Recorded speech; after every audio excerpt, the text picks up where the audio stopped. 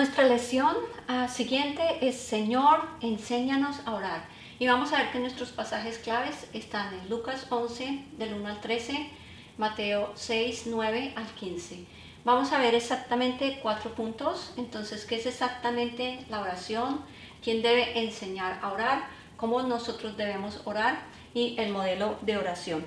Entonces, vamos a ver que la oración es una de las disciplinas de la vida cristiana que ha sido olvidada. ¿Por qué? Porque muchos creyentes oran un poquito, otros oran un poco más, pero muchos de los creyentes no oran consistentemente. Y lo que nosotros vemos es que el diablo también pone muchas distracciones, entonces las personas dejan de orar. Entonces la verdad es que cuando nosotros bombardeamos el trono de Dios con oración, cosas sorprendentes comienzan a suceder y nosotros vemos que la presencia de Dios es palpable, que nosotros la sentimos. Pero la esencia de todo esto es que nosotros podemos llegar cerca de Dios a través de la oración. Y vamos a ver que nuestro ejemplo supremo es el Señor Jesucristo. El Señor Jesucristo es el Maestro, Él oró todo el tiempo. Y miren lo que vemos, Él oró ¿por qué? Porque Él quería tener comunión con su Padre Celestial. Él se comunicó a través de acción de gracias, a través de peticiones, a través de intercesiones y a través de guerra espiritual. Entonces nadie ha orado como el Señor Jesucristo y nosotros debemos imitar su modelo. Y una cosa interesante es que el Señor Jesucristo dice, oró con bendiciones. Mire lo que dice en Juan 11, 41-42. Padre, yo te doy gracias por haberme oído. Yo sabía que siempre me oyes. Entonces aquí vemos el Señor Jesucristo orando. Dice al Padre, yo sé que siempre me escuchas. En esta oportunidad específica, Lázaro había muerto y el Señor Jesucristo llegó 4 días después de que ya había sido enterrado Lázaro y Él ora a esto al Padre diciendo, gracias Señor porque yo sé que tú siempre me escuchas. Y el Señor Jesucristo resucitó a Lázaro. Además, nosotros vemos que el Señor Jesucristo tenía esta disciplina. La oración es una disciplina en la vida cristiana. Dice que Él oró temprano en las mañanas y en Marcos 1:35 dice, levantándose muy de mañana, siendo aún oscuro, salió y se fue a orar a un lugar desierto. Wow. También dice que oró durante la noche. Entonces lo encontramos en Lucas 6:12. Oró en lugares solitarios. Lucas 5:16. Importantísimo, el Señor Jesucristo oró antes de escoger sus apóstoles, oró toda la noche y lo vemos en Lucas 6, 12 al 13. Vamos a leer esta escritura porque es una escritura importante, la que nos dice Lucas 6 del 12 al 13. Entonces dice lo siguiente. En aquellos días fue al monte a orar y pasó la noche orando a Dios. Y cuando era de día llamó a sus discípulos y escogió a 12 de ellos, a los cuales llamó también apóstoles. Entonces ahí lo vemos orando. El Señor Jesucristo gastó 40 días en oración antes de iniciar su ministerio público. Dice que ayunó y oró por 40 días. Y nosotros sabemos que su determinación en la oración, esta vida de oración, fue lo que le ayudó al Señor Jesucristo, le dio la gran victoria. Además, Él citó las Escrituras y Él tuvo victoria sobre la tentación. Entonces, la vida del Señor Jesucristo, esta vida de oración, lo ayudó a Él. Entonces, ¿para qué? Para llegar a la cruz. Para Él era bien difícil y cuando estaba en Getsemaní, él pidió, Señor, si quieres pasa de mí esta copa, pero hágase tu voluntad. Él estuvo orando antes de ir a la cruz en Getsemaní y yo pienso que esta oración intercesora lo ayudó al Señor Jesucristo a pasar esta gran prueba que venía, que era la cruz. Y el Señor Jesucristo oró, no solamente en este momento, sino que oró antes de ir a la cruz y oró en la cruz. Y mire, varias escrituras Él dice al Padre, Padre, perdónalos porque no saben lo que hacen. Y él oró estando en la cruz y sus últimas palabras fueron, consumado es, y dio su espíritu. Entonces, si nosotros tenemos al Señor Jesucristo, nuestro modelo, así también nosotros debemos orar porque la oración es importante, es parte de la vida cristiana. Sin oración no hay poder. La oración mueve el brazo de Dios. Pero antes de que nosotros veamos el modelo, la oración, nosotros tenemos que saber exactamente qué es la oración, tenemos que saber quién debe enseñarnos a orar y cómo debemos orar. Entonces, primero vamos a ver qué es exactamente la oración. Entonces, mire, alguien ha dicho esto, dice, la oración es una sagrada comunión entre Dios, quien no necesita nada, y su gente, quien no hace nada sin Él. O sea, si nosotros no oramos, no hay nada. O sea, es una sagrada comunión entre Dios, quien no necesita nada, y nosotros que necesitamos todo, y no podemos lograr nada, sino solamente por Dios. Y realmente cuando nosotros no oramos, ¿qué estamos diciendo? Esta es mi declaración de independencia, de que yo no necesito a Dios. Porque si un creyente no ora, está diciendo, yo no necesito a Dios. Si el Señor Jesucristo, siendo Dios, tuvo que orar y tuvo que tener comunicación con su Padre a través de la oración, ¿cuánto más nosotras, hermanas, tenemos que acercarnos a orar? Y realmente la oración es ¿qué? La oración es tener una conversación con Dios, quien cambia todo, absolutamente. Cuando oramos, vemos las respuestas de Dios y realmente nosotros tenemos la seguridad de que nosotros podemos acercarnos al trono de la gracia de Dios y que Dios está activamente, dice, comprometido con su pueblo cuando nosotros oramos. ¿Y por qué? Porque Él en este momento, Él está intercediendo por nosotros. El Señor Jesucristo es el gran intercesor. Mire lo que dice Lalo Ense, es un hermano que esto lo escribió en el año 1600 más o menos. Él dice, la oración es la práctica de la presencia de Dios, y él enseña que la oración nos lleva a una nueva dimensión en nuestras vidas cristianas. Es exactamente lo que pasa. La oración nos trae la presencia de Dios y nos lleva a una nueva dimensión en nuestras vidas. Mire lo que es la oración en la palabra griega. La palabra griega es pros, eush. Entonces, ¿qué es esta palabra? Voy a ponerla aquí para que la entiendan. Es la palabra pros, eush. Esta es una palabra griega. ¿Y qué significa esta palabra? Esta palabra significa, entonces, suplicar fervientemente y adoración. Es lo que significa esta palabra griega, pros, eushet. Y vamos a ver que esta se relaciona, esta palabra, con Hechos 6.4. Hechos 6.4 dice, y nosotros persistiremos en la oración y en el ministerio de la palabra. También es relacionado con esta palabra pros, cateros. Entonces se relaciona con esta palabra pros, cateros. ¿Y qué significa esta palabra? Esta palabra significa perseverar constantemente, diligentemente. Entonces, eso es lo que hicieron los apóstoles. Dice, los apóstoles también fueron hombres y mujeres, porque había mujeres de oración.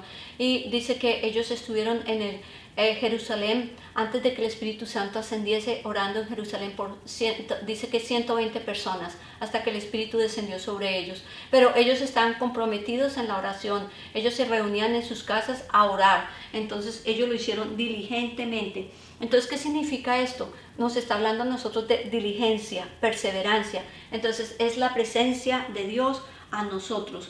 Y cuando nosotros oramos a Dios, nosotros nos acercamos a Dios y Él se acerca a nosotros. Entonces, ¿cómo nosotros podemos conocer más a Dios cercanamente? A través de cuando nosotros oramos y nosotros leemos la palabra de Dios. Y realmente, ¿qué pasa en la oración? Nuestras vidas se alinean entonces con la del Señor y con su palabra, así como Elías. Dice que Elías oró y su oración fue una poderosa fuerza, y nos dice en el libro de Santiago que Elías era un hombre común y corriente como nosotros. Él no era un superhéroe, pero sus oraciones fueron poderosas. Dice que la oración de los santos, la oración de los justos es poderosa. Entonces es lo que dice la palabra. Y miren, 1 Pedro 3:12, porque los ojos de Jehová el Señor están sobre los justos y sus oídos atentos a sus oraciones. Entonces el Señor escucha nuestras oraciones. Nosotros somos justas porque Dios el Padre nos ha declarado justas. Y vamos a mirar otra escritura que es Primera de Juan. Esta me gusta mucho. Primera de Juan lo dice claramente. Primera de Juan, los versos 14 y los versos 15.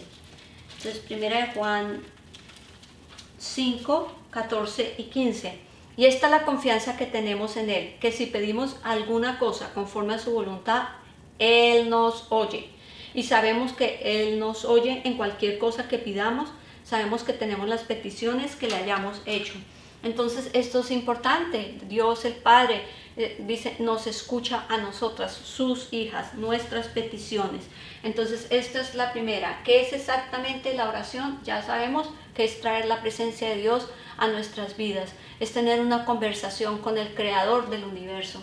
La segunda pregunta es, ¿quién debe enseñar a orar? Entonces, pues es muy claro quién debe enseñar a orar. Los discipuladores. Nosotras somos discipuladoras y discípulas. Entonces nosotras debemos enseñar a otros a orar, así como lo hizo Juan el Bautista con sus discípulos, así como lo hizo el Señor Jesucristo. Sus apóstoles se acercan y le dicen, Señor, enséñanos a orar. Y el Señor da el modelo de la oración. Pero ¿por qué ellos se acercaron y le dijeron esto? Porque ellos vieron su ejemplo. Lo vieron que él oraba en el amanecer, que él oraba en la noche, que él oraba antes de tomar una decisión importante, que él oraba en todo tiempo. Entonces vieron su ejemplo y los discípulos le dicen, Señor, enséñanos a orar. Entonces cuando nosotros enseñamos esto, vamos a ver que la palabra griega es la palabra didasko, que es la palabra enseñar. Esto es lo que nos dice en la Gran Comisión, enseñándoles que guarden todas las cosas que yo os he mandado. Y esta palabra realmente se define como enseñar. Entonces dice aprender para enseñar. ¿Qué significa? Que lo que yo aprendo, eso yo voy a enseñar a otros. Entonces eso es lo que vamos a enseñar. Y esto es lo que significa cuando nosotros oremos, entonces nosotros podamos también enseñar a otras de las discípulas cómo se debe orar. O sea que podemos decir que ¿quién debe enseñar a otros a orar? Pues nosotras que somos discipuladoras, nosotras que somos discípulas podemos enseñar a nuestros discípulos cómo se debe orar.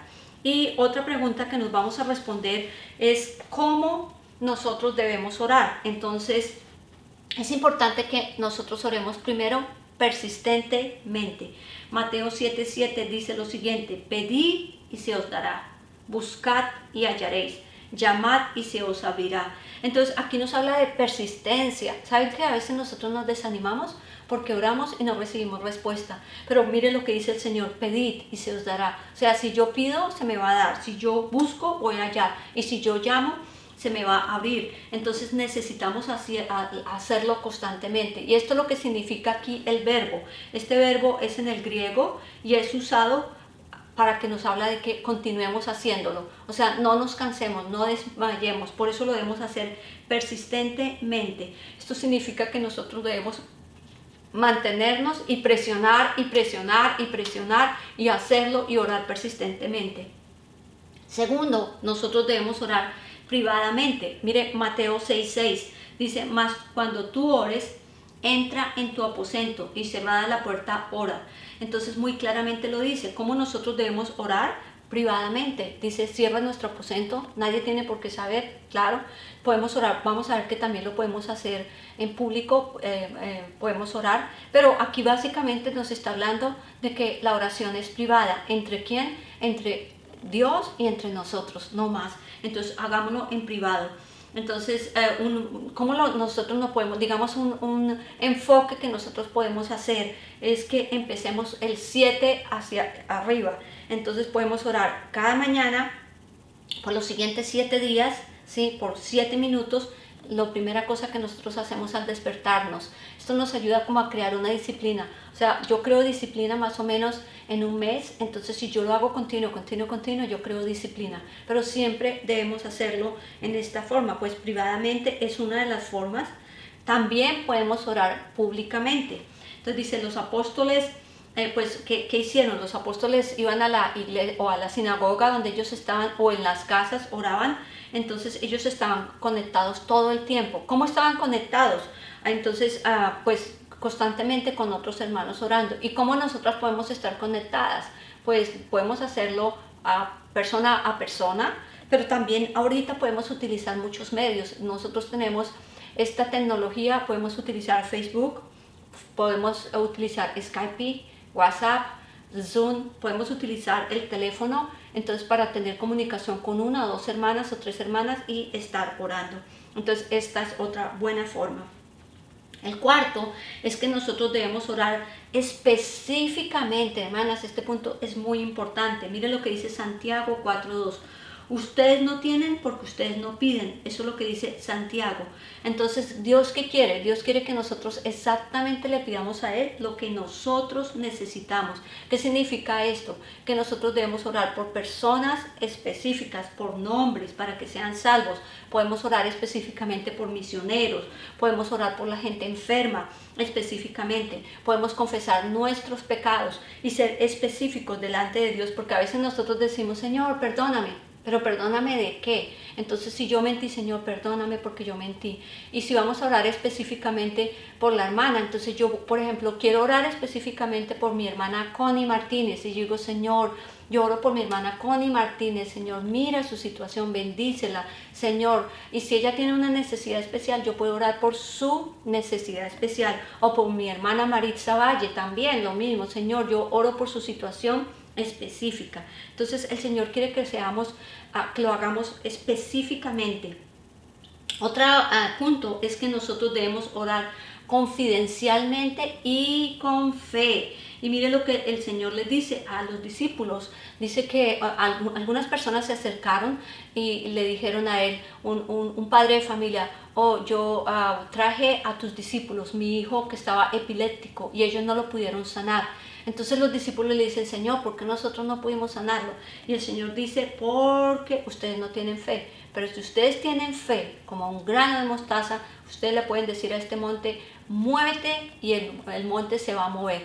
Entonces básicamente nosotros debemos orar con fe, porque la fe es la que mueve. Eso lo encontramos en Mateo 16:20.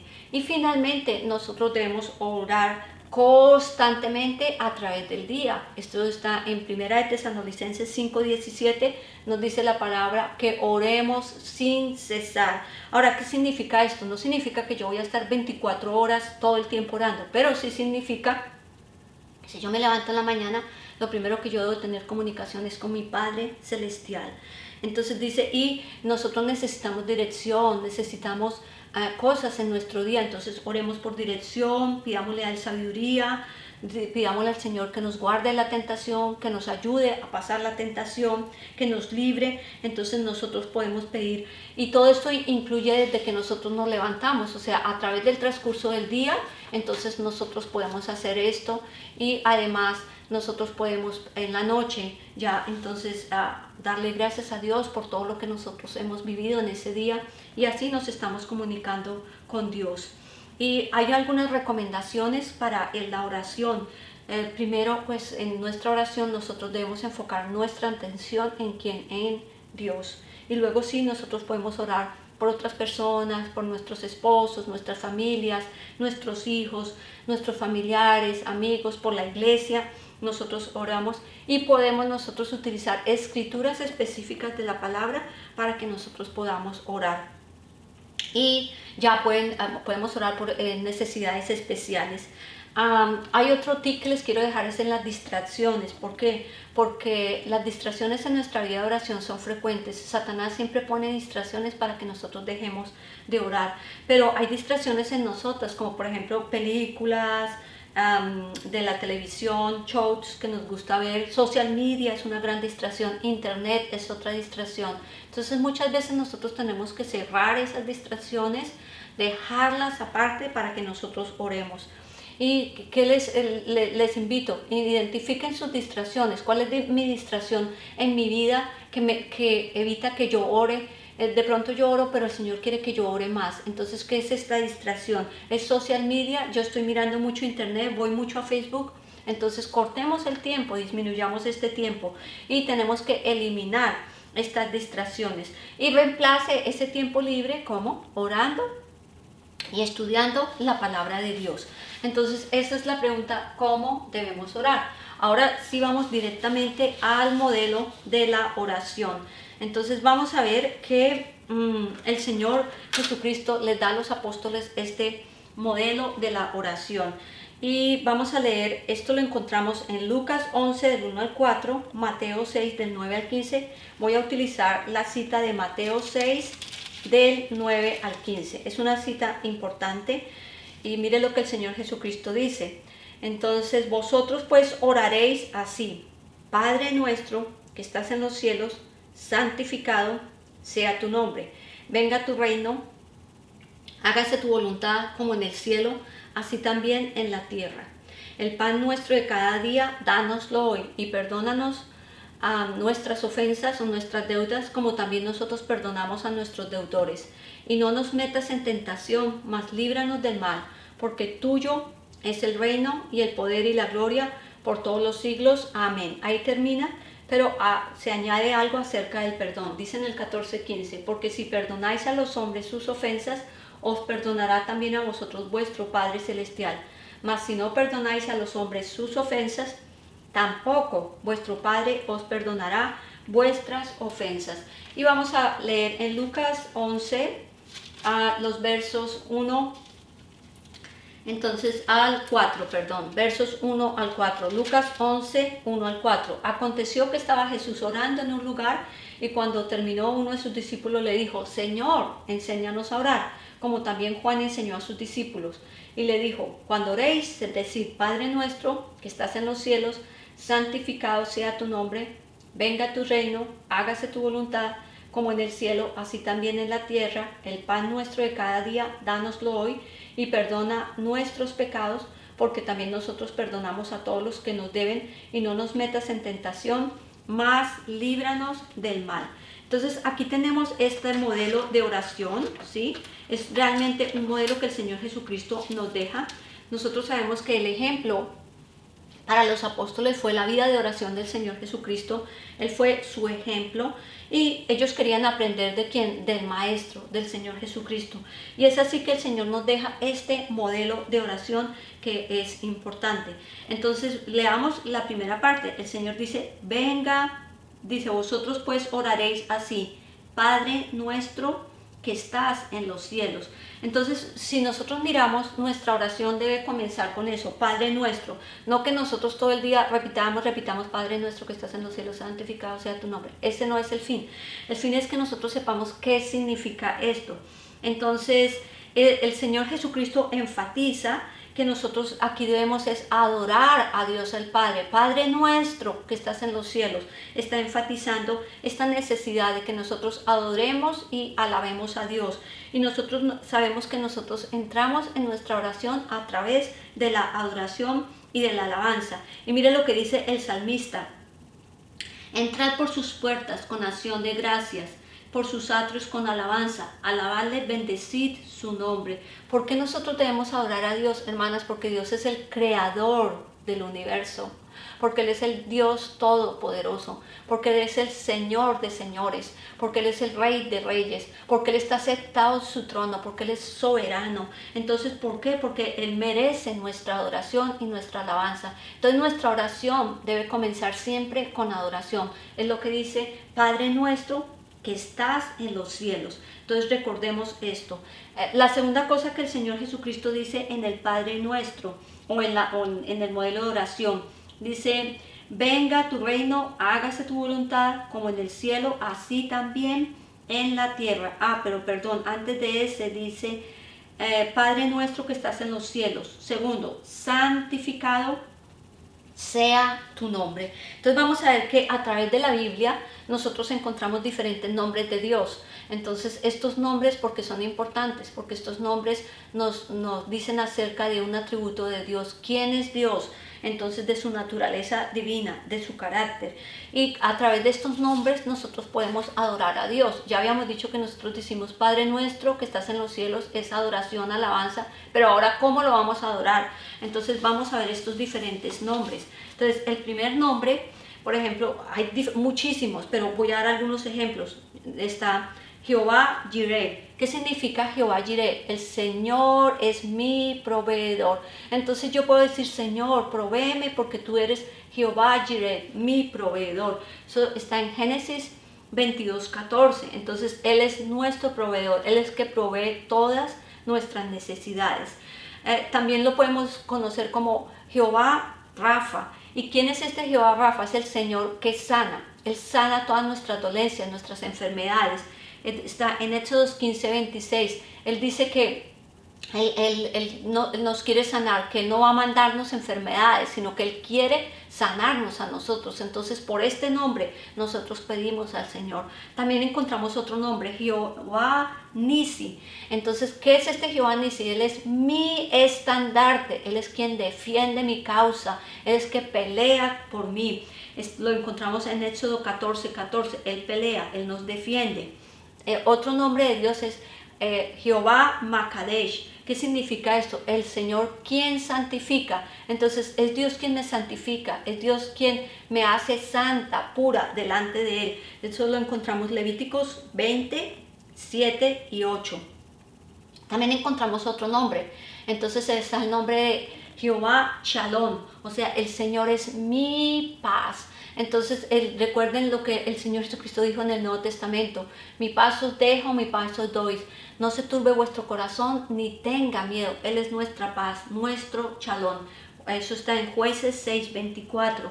También lo podemos adorar porque Él es Jehová o Jehová Rohi. Él es nuestro buen pastor. Y eso es lo que dice el Salmo 23:1. Jehová es mi pastor y nada me faltará.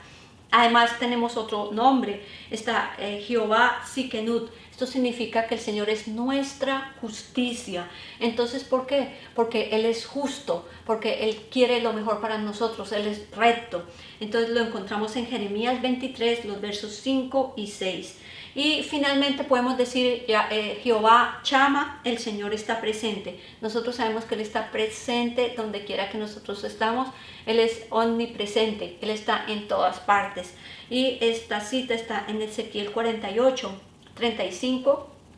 No las vamos a leer, pero las invito a que lean estas escrituras y podamos adorar a Dios por estos nombres. Y en el Nuevo Testamento igualmente nosotros encontramos nombres acerca del Señor Jesucristo. Por ejemplo, en el Evangelio de Juan nos dice que el Señor Jesucristo, ¿qué es? Es el pan de la vida, Juan 6:35. Él es la luz del mundo.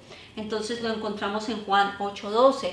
Él es la puerta de las ovejas, Juan 10:7. Él es el buen pastor. Entonces está en Juan 10:11 y verso 14. Él es la resurrección y la vida. Lo encontramos en Juan 11:25. Él es el camino, la verdad y la vida. Lo encontramos en Juan 14:6. Y él es la vid verdadera. Entonces, cuando nosotros tenemos estos nombres de Dios, nosotros podemos orar de acuerdo, digamos, a estos nombres. ¿Por qué? Porque estos nombres nos enseñan un atributo acerca de Dios, nos muestran quién es Dios. Entonces nosotros podemos utilizar estos nombres para adorar a Dios. Y a través de nuestros estudios bíblicos nosotros vamos a encontrar muchísimos más nombres de Dios. Entonces podemos utilizarlos en nuestras situaciones particulares. Por ejemplo, les doy un ejemplo.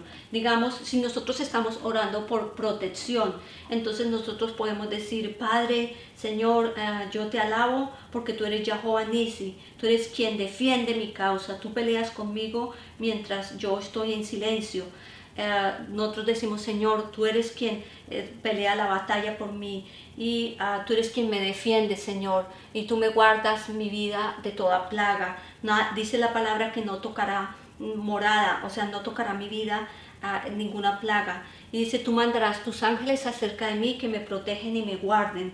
Y en lo que dice en 2 Tesalonicenses 3:3 dice que el Señor nos fortalece porque Él es fiel, dice que Él nos protege del enemigo. Entonces, si vemos, nosotros podemos utilizar la palabra de Dios para nosotros orar. O sea, es parte de lo que nosotros podemos hacer.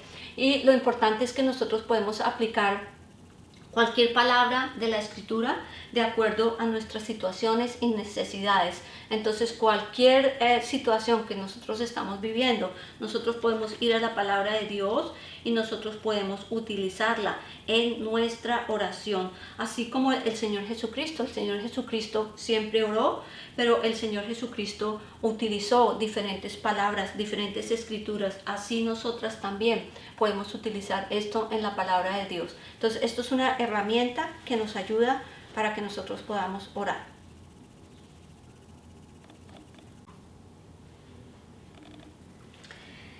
Entonces vamos a ver el tercer punto del modelo de la oración. Entonces dice el Señor Jesús, ya vimos primero, vosotros pues oraréis, Padre nuestro que estás en los cielos, y sabemos santificado sea tu nombre usando los nombres de Dios en la palabra. Pero también tenemos, venga tu reino, hágase tu voluntad, como en el cielo, así también como en la tierra. Entonces, ¿qué significa esto? Entonces, básicamente lo que nosotros estamos diciendo es que nosotros nos sometemos a la soberanía de Dios, al poder de Dios, a su gobierno que ha sido establecido en la tierra y en el cielo. Entonces eso es lo que básicamente quiere decir, o sea, cada día nosotros tenemos que someternos a Dios, nuestra voluntad, nuestros deseos, todo lo que nosotros tenemos. ¿Por qué? Porque eso estamos diciendo, dice que tu reino, dice, venga, hágase tu voluntad en el cielo y en la tierra. Y mire lo que dice el apóstol Pablo, vamos a mirar en Efesios 1, los versos 19 al 23, Efesios 1, 19 al 23. Dice el apóstol Pablo, y cuál la supereminente grandeza de su poder para con nosotros, los que creemos según la operación del poder de su fuerza, la cual operó en Cristo, resucitándole de los muertos y sentándole a su diestra en los lugares celestiales, sobre todo principado y autoridad y poder y señorío, y sobre todo nombre que se nombra no solo en este siglo, sino en el venidero, y sometió todas las cosas bajo sus pies y lo dio por cabeza sobre todas las cosas a la iglesia.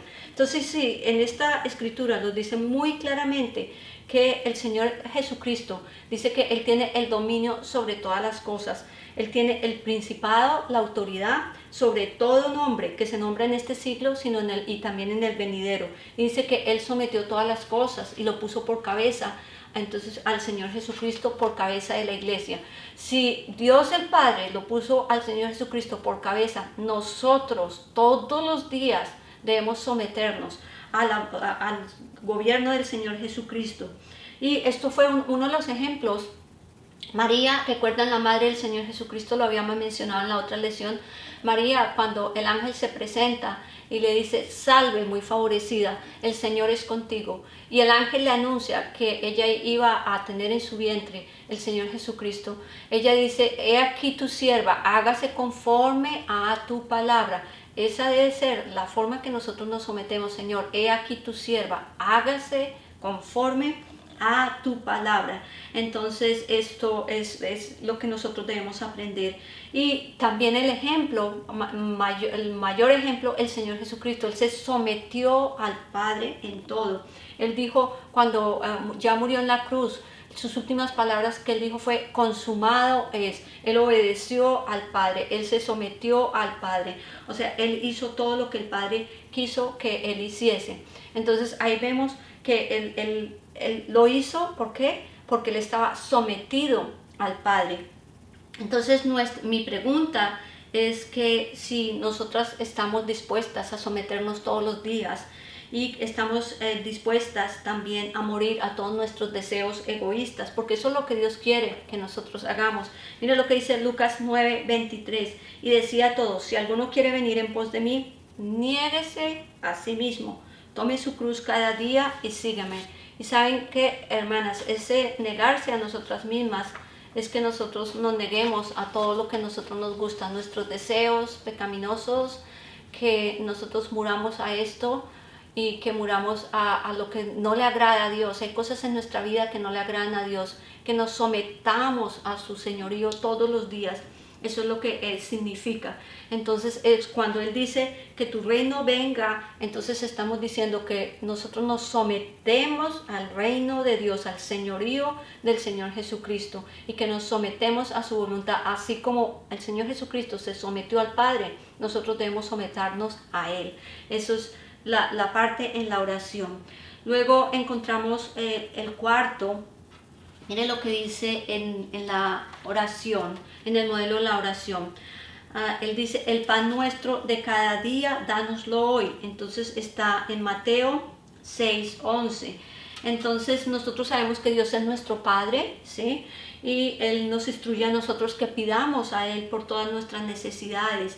Y esto es lo que el Señor quiere que nosotros hagamos cada mañana. Él necesita que nosotros se lo pidamos. Él sabe que tenemos necesidad, pero el Señor quiere que usted se lo manifieste con su boca, de que tiene esta necesidad y que nosotros nos supla también con todo lo que nosotros necesitamos. ¿Para qué? Para hacer su voluntad. Y vamos a leer lo que dice Efesios, el apóstol Pablo en su carta a Efesios dice lo siguiente, en Efesios capítulo 3, los versos 20 al verso 21. Dice, y aquel que es poderoso para hacer todas las cosas mucho más abundantemente de lo que pedimos o entendemos, según el poder que actúa en nosotros. A él sea la gloria en la iglesia, en Cristo Jesús, por todas las edades, por los siglos de los siglos. Amén. Entonces, esto es una oración poderosa. El apóstol Pablo está diciendo que aquel que es poderoso para hacer todas las cosas mucho más abundantemente de lo que pedimos o entendemos. ¿Sabe? Nosotros a veces pedimos y nosotros no sabemos cómo Dios va a responder, pero Dios siempre responde en forma abundante. Él siempre responde, dice, más abundantemente de lo que pedimos o entendemos, según el poder que actúa en nosotros. Entonces, muy claro, Él quiere que nosotros le pidamos. Y nosotros sabemos que pues habrá tiempos en que nuestra fe va a ser probada, ¿sí? Entonces Dios quiere que nosotros escuchemos nuestras oraciones. A veces habrá tiempos en que nuestra oración de pronto no va a ser respondida. Él quiere que pidamos por esto. ¿Y por qué? A veces de pronto es un tiempo de prueba y entonces en estos tiempos de prueba a veces Dios no nos responde.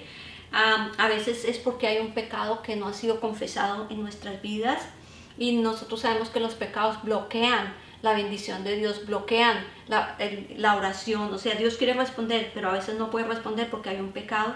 ¿Y qué nosotros debemos hacer? Confesar nuestros pecados y el Señor nos limpia y nos purifica. Y a veces la respuesta de Dios puede ser sí, pero otras veces es no y otras veces espere. Entonces nosotros tenemos que aprender cuando la respuesta de Dios está esperando. Entonces, ¿qué nosotros debemos hacer? Esperar pacientemente, esperé a Jehová, dice el salmista, y él me oyó y escuchó mi clamor. Entonces debemos esperar. ¿Por qué? Porque pues es parte del plan de Dios y a veces Él está probando nuestra fe. Entonces yo creo que una de las recompensas grandes que nosotros vemos aquí es en Jeremías, que me gustaría leerlo, en Jeremías el 29. Es bien conocido este pasaje, Jeremías 29 del 11 al 14, dice lo siguiente, dice, porque yo sé los pensamientos que tengo acerca de vosotros, dice Jehová, pensamientos de paz y no de mal, para daros el fin que esperáis. Entonces me invocaréis y vendréis y oraréis a mí y yo os oiré, y me buscaréis y me hallaréis, porque me buscaréis de todo vuestro corazón. Pero hay algunas cosas que yo quiero resaltar en este pequeño pasaje. El Señor siempre tiene pensamientos de bienestar para nosotros. Dios quiere lo mejor para cada vida, hermanas. Dios quiere lo mejor para su familia, para su hogar, para su país, para su iglesia. Pero hay algo interesante. Dice, me invocaréis y vendréis y oraréis a mí y yo os oiré. El Señor quiere que nos acerquemos a Él y Él quiere acercarse a nosotros y que nosotros clamemos. El Señor quiere que intercedamos en su trono.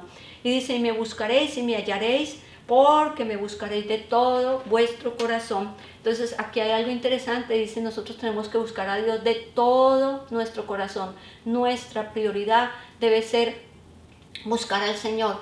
En Mateo 6:33 dice, buscad primeramente el reino de Dios y su justicia y lo demás vendrá por añadidura. Entonces este es el cuarto en el modelo de la oración. Vamos a ver el quinto. Entonces aquí lo dice en esta oración que el Señor Jesucristo hace. Dice, perdona nuestras deudas como también nosotros perdonamos a nuestros deudores. Y es importante aquí en esta oración, en el modelo, dice, porque si perdonáis a los hombres sus ofensas, os perdonará también a vosotros vuestro Padre Celestial. Mas si no perdonáis a los hombres sus ofensas, tampoco vuestro Padre os perdonará vuestras ofensas. Entonces, como cristianos, es interesante, hermanos, que Dios quiere que nosotros perdonemos. Entonces, ¿por qué? Porque Él perdonó nuestro pecado. Nuestra deuda era tan grande que nosotros no hubiéramos podido pagarla nunca. Y dice, Él perdonó nuestros pecados, murió en la cruz del Calvario, nos perdonó a nosotros todo lo que nosotros debíamos. Y Él, en la misma forma, Él quiere que nosotros perdonemos a otros. Yo no sé qué usted ha sufrido en su vida, Yo no sé cuántas ofensas usted ha tenido, pero lo único que sí yo puedo decir es que cuando nosotros vamos y perdonamos a nuestro hermano, perdonamos a esta persona, el Señor nos perdona a nosotros. Entonces eso es lo que el Señor nos está llamando. Y mire lo que dice 1 Juan 1:9. Y si confesamos nuestros pecados, Él es fiel y justo para perdonar nuestros pecados y limpiarnos de toda maldad. Entonces aquí muy claramente dice, nosotros somos pecadores, nosotros tenemos pecados y quiere el Señor perdonarnos, pero Él quiere que le confesemos nuestro pecado y que le pidamos al Señor perdón. Y en el Salmo 51 aprendemos, este salmo fue el salmo que escribió el rey David.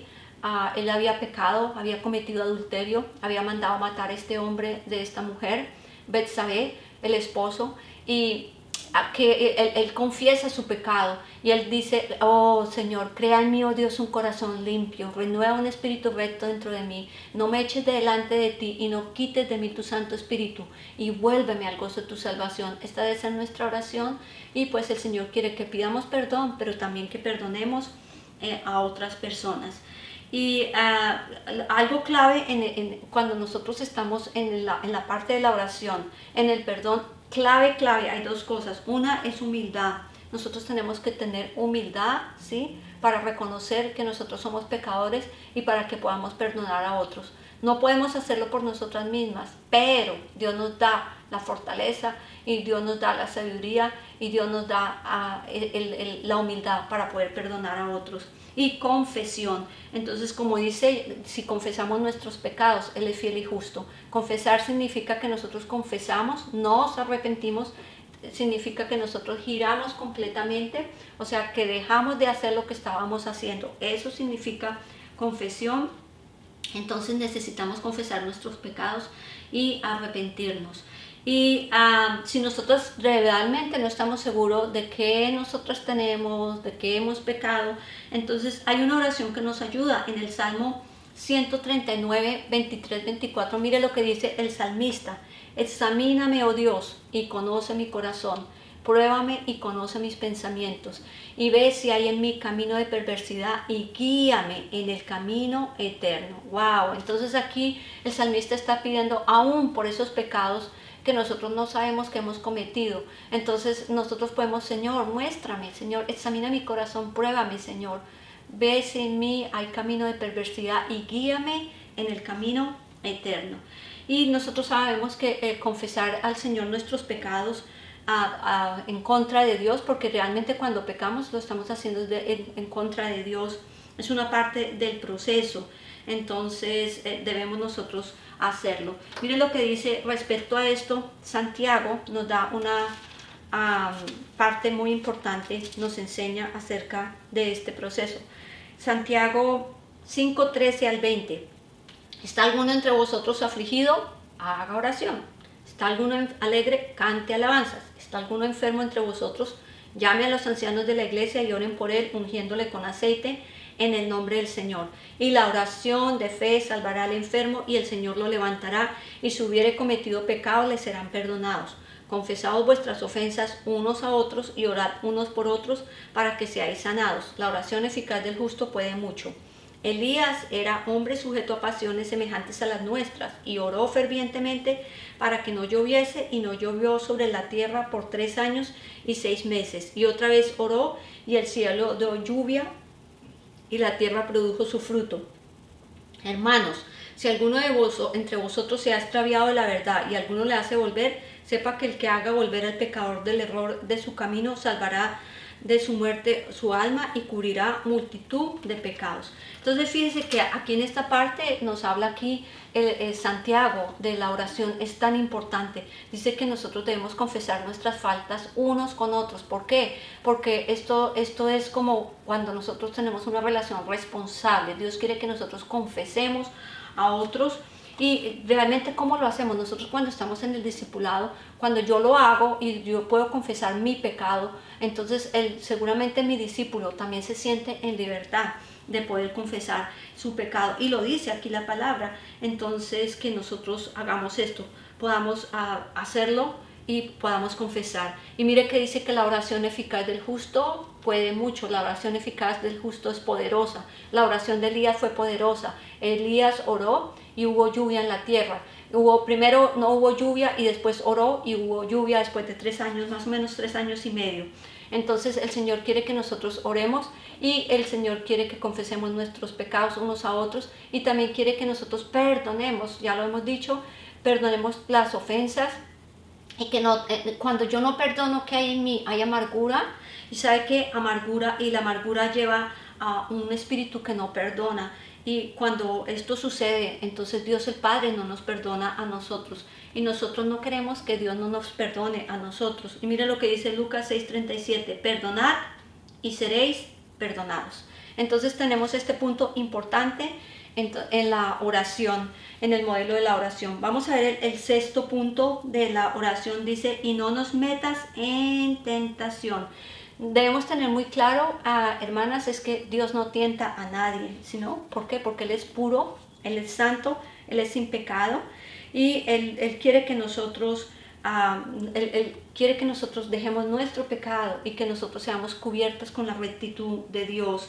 Y su deseo es que nosotros andemos en caminos de rectitud. Es lo que dice en el Salmo 23:3, me guiarás por sendas de justicia, por amor a tu nombre. Entonces, teniendo en cuenta que Dios no nos tienta, el enemigo es el que nos tienta, el enemigo es el que busca entonces cómo tentarnos, cómo hacer para que nosotros caigamos.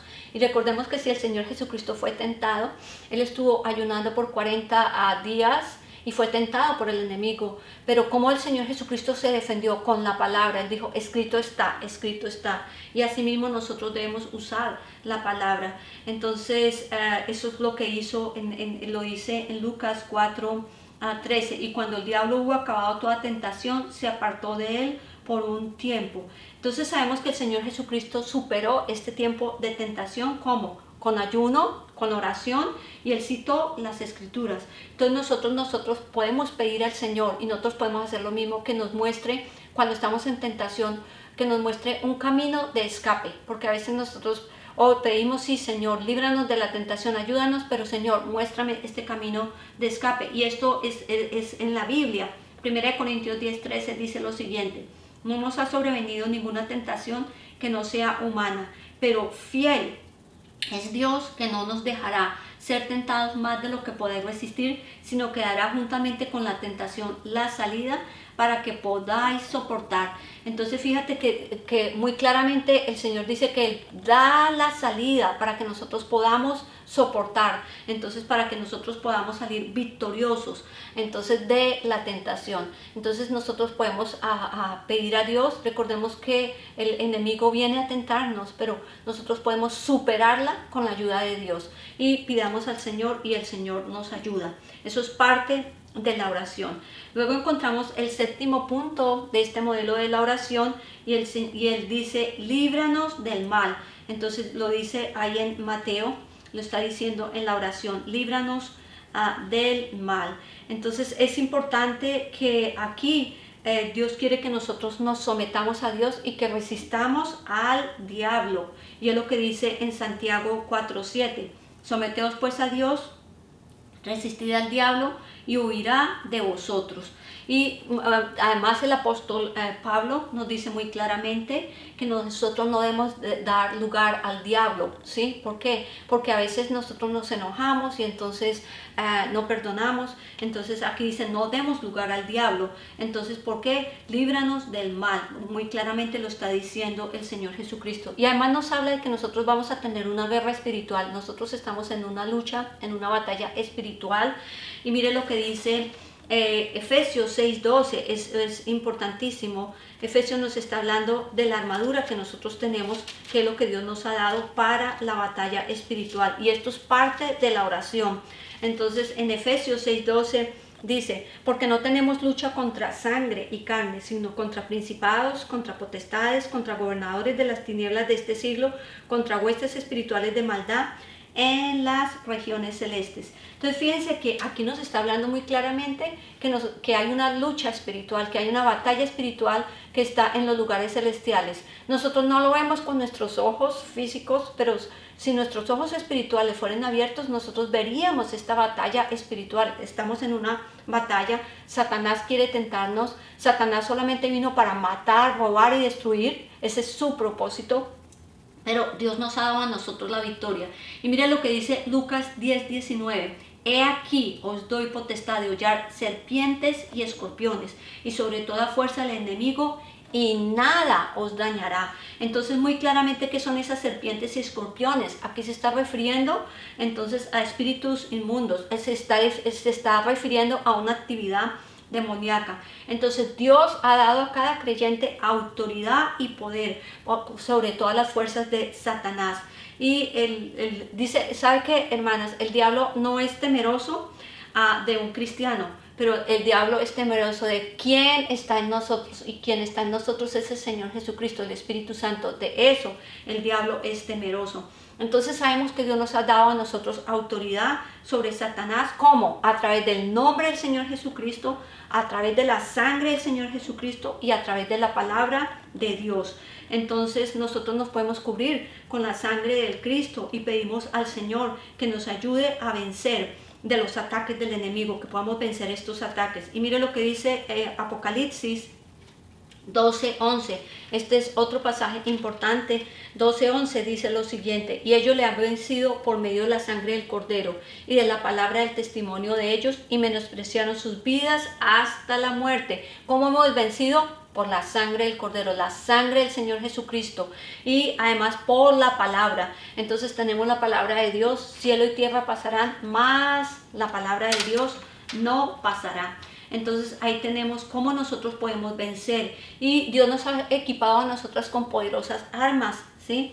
Estas armas dice para derribar fortalezas, y es lo que dice en 2 de Corintios 10:3-5, porque las armas de nuestra milicia no son carnales, sino poderosas en Dios para la destrucción de fortalezas, derribando argumentos y toda altivez que se levanta en contra del conocimiento de Dios, y llevando cautivo todo pensamiento a la obediencia de Cristo. Entonces muy claramente nos está hablando aquí el apóstol Pablo de que tenemos armas poderosas, que las armas no son carnales, sino son espirituales. Dios nos ha dado la armadura, y el apóstol Pablo nos nombra de esta armadura. Habíamos leído en Efesios 6, vamos a mirar nuevamente y leer aquí rápidamente la armadura de Dios. Pero es importante que tengamos en cuenta que esto es lo que Dios nos ha dado para nosotros ser vencedores. Dice: por lo demás, hermanos míos, fortaleceos en el Señor y en el poder de su fuerza, vestidos de toda la armadura de Dios para poder estar firme contra las acechanzas del diablo, porque no tenemos lucha contra sangre y carne, sino contra principados, contra potestades, contra gobernadores de las tinieblas de este siglo, contra huestes espirituales de maldad en las regiones celestes. Por tanto, tomad toda la armadura de Dios para que podáis resistir en el día malo, y habiendo acabado todo, estad firmes. Por eso nos dice claramente que tomemos la armadura de Dios, vistámonos la armadura de Dios todos los días. Dice: estad pues firmes, ceñidos vuestros lomos ¿con qué? La verdad. Es la primera parte de la armadura. Luego dice: vestidos con la coraza ¿de qué? De justicia. Es la rectitud, y es la rectitud que ha sido imputada a nosotros. ¿Por qué? Porque el Señor Jesucristo murió por nosotras, y Él nos dio vestiduras de gala, y esas vestiduras de gala son las vestiduras de rectitud y de justicia. Dice: y calzados los pies con el apresto del Evangelio de la paz. Todos los días debemos calzarnos con el Evangelio, compartir la palabra del Señor. El apóstol Pablo dice en Romanos 1:16: porque no me avergüenzo del Evangelio, porque es poder de Dios para salvación a todo aquel que en él cree, al judío primeramente y también al griego. Y mire, dice en el verso 16: sobre todo tomad el escudo de la fe, con que podáis apagar todos los dardos de fuego del maligno. Van a venir dardos en nuestra vida, pero ¿cómo lo vamos a defender? Con el escudo de la fe. Y dice el 17: tomad el yelmo de la salvación. Nos ponemos ese casco de la salvación, la espada del Espíritu, que es la palabra de Dios. La palabra de Dios es un arma poderosísima. Es importante que nosotros conozcamos la palabra de Dios. Hermanas, es importante que nosotros leamos la palabra de Dios, pero no solamente es leerla, es meditarla, es estudiar la palabra de Dios. ¿Por qué? Porque la palabra de Dios es poderosa. Y el apóstol Pablo dice que nosotros debemos ser como esos soldados, que nosotros debemos estar listos. Entonces, ¿para qué? Para pelear la buena batalla de la fe.